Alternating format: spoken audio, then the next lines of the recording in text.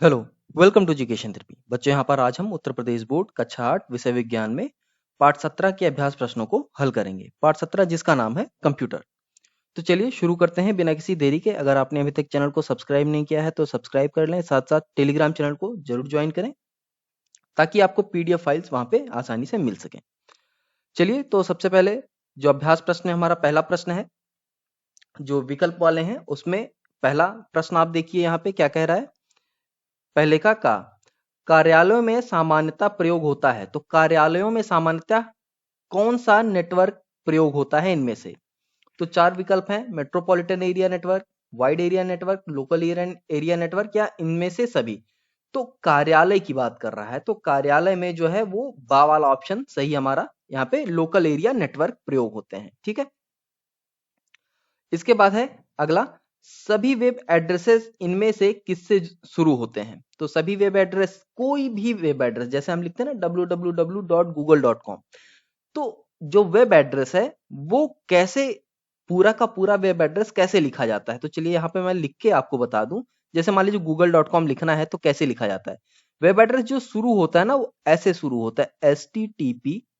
अब तो HTTP नहीं है, अब तो HTTPS आता है। ठीक है, लेकिन दोनों चलता है, HTTP भी चलता है, HTTPS भी चलता है। ठीक है, उसके बाद ऐसे दो बिंदी होता है, कोलन होता है। इसके बाद हम यहाँ लिखते हैं www.google.com। ये होता है पूरा वेबसाइट एड्रेस। तो यहाँ पे पूछ रहा है किससे शुरू होता है, तो हमारा इससे शुरू होता है, यानी ये वाला विकल्प हमारा सही है। देखिए, HTTPS और HTTP दोनों सेम प्रोटोकॉल हैं, बस एस का मतलब यहाँ पे होता है सिक्योर, मतलब और सिक्योर नेटवर्क हो जाता है। इसके बाद, इनमें से कौन सा शब्द एक ब्राउजर है? तो यहाँ पे चार विकल्प हैं, जैसे नेटस्केप हो गया, लॉन्चर हो गया, वर्ल्ड वाइड वेब हो गया, ईमेल। इनमें से ब्राउजर कौन सा है? तो यहाँ पे नेटस्केप जो है ये एक प्रकार का ब्राउजर सॉफ्टवेयर है। ठीक है, ब्राउजर क्या करता है, इसके द्वारा हम इंटरनेट पे उपलब्ध चीजों को एक्सेस कर पाते हैं।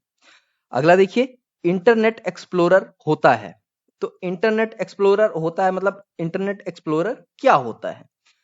ठीक है, तो इंटरनेट एक्सप्लोरर क्या है? हमारा एक प्रकार का ब्राउजर है। ठीक, चलिए अगला देखते हैं, प्रश्न नंबर 2। यहाँ पे हमें क्या करना है, रिक्त स्थानों की पूर्ति करनी है। तो चलिए देखिए, पहला है एड्रेस बार पर वेबसाइट का नाम लिखते हैं। तो यहाँ पे वेबसाइट भरा जाएगा। नेटस्केप नेविगेटर क्या है? एक प्रकार का ब्राउजर है। ईमेल देखने के लिए इनबॉक्स पर क्लिक करते हैं। अगर ईमेल आपको पढ़ना है तो इनबॉक्स पे क्लिक करना पड़ेगा आपको। ठीक है, इसके बाद है इंटरनेट से जुड़ने के लिए हम क्या करते हैं, डायल अप नेटवर्क का प्रयोग करते हैं। ठीक है, इंटरनेट से जुड़ना है अगर आपको तो डायल अप नेटवर्क का यूज करते हैं हम।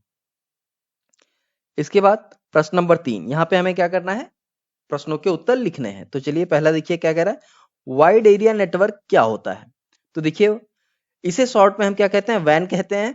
इसमें दो कंप्यूटर सैटेलाइट के माध्यम से जुड़े होते हैं।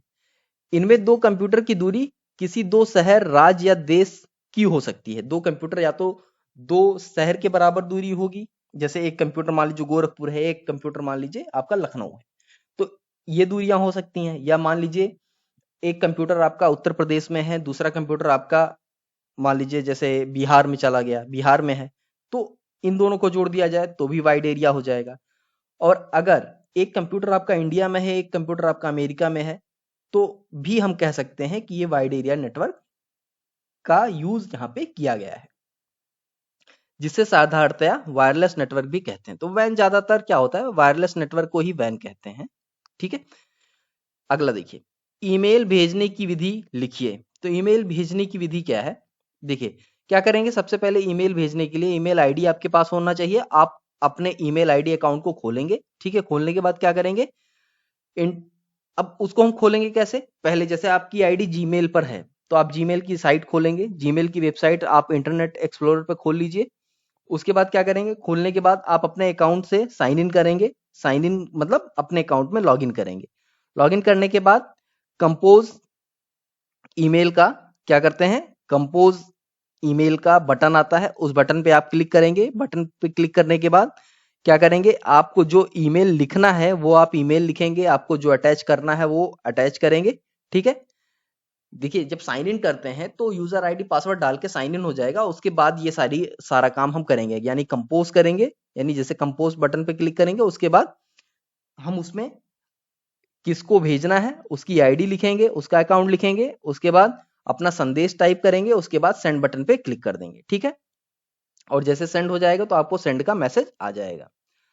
अगला क्वेश्चन है हमारा, ईमेल अकाउंट क्या होता है। देखिए क्या है, ईमेल अकाउंट व्यक्तिगत पहचान है, यानी यूजर आईडी है एक तरह का, तथा उस वेबसाइट का नाम है जिस पर वह अकाउंट खोला गया है, ठीक है। जैसे जीमेल पर ही हम अपने ईमेल अकाउंट बनाते हैं, या याहू मेल पर आप अकाउंट बना सकते हैं, रेडिफ मेल पर बना सकते हैं, live.com पे बना सकते हैं, ठीक है।